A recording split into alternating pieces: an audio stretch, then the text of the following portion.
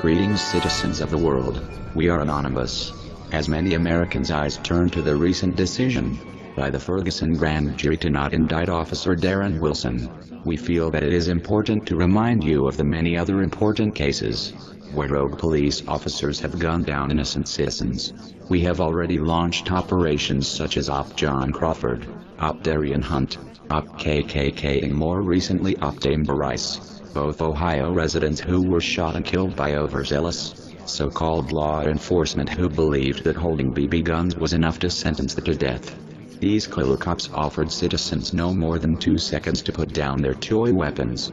As many focus on the disproportionate number of African Americans victimized by racist rogue police officers, it is also worth mentioning those of other backgrounds such as Salt Lake City resident Dylan Taylor, who was shot and killed by police for not responding to orders quickly enough. This was because he had earbud headphones in his ears. Other well-known cases such as the killing of a homeless man, Kelly Thomas, in 2011, remind us that while certain so-called minority groups might often find themselves disproportionately victimized by racist police officers, this is a broader phenomenon, one that involves the increasing militarization of police departments and the desensitization of officers to the lives and rights of citizens. We are here to tell corrupt and homicidal members of law enforcement that they are no longer safe to commit crimes with impunity. If your own respective departments and federal agencies will not punish you, we will. You will no longer be able to lurk in the shadows. The light of justice will shine upon you and your personal information. You will not be able to live that comfortable, easy lives where you can forget about your crimes. Every day that you walk the streets, you will be recognized, and your whereabouts will be known by anonymous activists and protesters who continue to form alliances with us. Anonymous hackers will join in the massive waves of cyber attacks, in conjunction with allies and anonymous activists who take action on the streets. We will demonstrate outside of your homes and your places of work. Your personal, financial, and other most guarded secrets will be exposed. You will not be allowed to live the comfortable lives you so desire, when there are innocent lives you have taken. We call upon any honest and moral members of local and federal law enforcement to continue to assist us in these efforts. You know, as well as we do, that these rogue officers are a disgrace to your profession. Realize that even in your departments and federal agencies, there are more allies with our operations than you could imagine.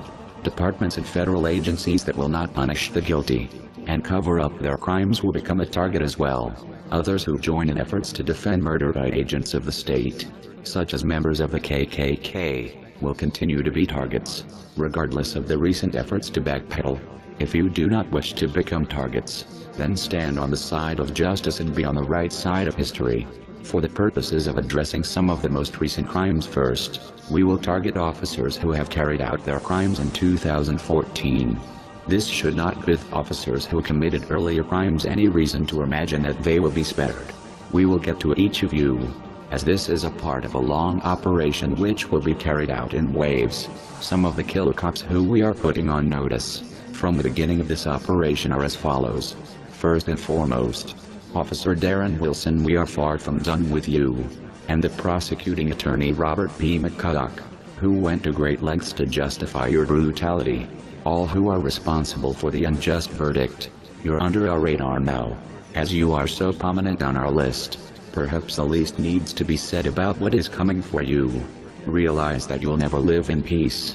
We commend the officers within the Ferguson and St. Louis police departments who have been providing us with information. Your allegiance to justice shows us that there are still some good within your ranks who will not go to pressure from a corrupt system. Officer Sean Williams, of the Beaver Creek, Ohio Police Department, you gunned down John Crawford in cold blood. You shot him for holding a toy gun, in a state where holding real guns in Walmart is perfectly legal. You had been advised of this before you pulled the trigger. Now you are on notice from us. The Greene County prosecutor may have chosen not to indict you, but Anonymous has indicted you. We commend Officer Marco, who accompanied you, for not pulling the trigger when John Crawford began running towards him. He saw clearly that at this point, your victim had placed the rifle on the ground. You chose then to shoot him anyway. We have no conflict with you, Officer Marco. We further commend Chief Evers for retiring from the corrupt Beaver Creek Police Department. Officers who leave corrupt departments or stand up to those corrupt officers within them have nothing to fear from us.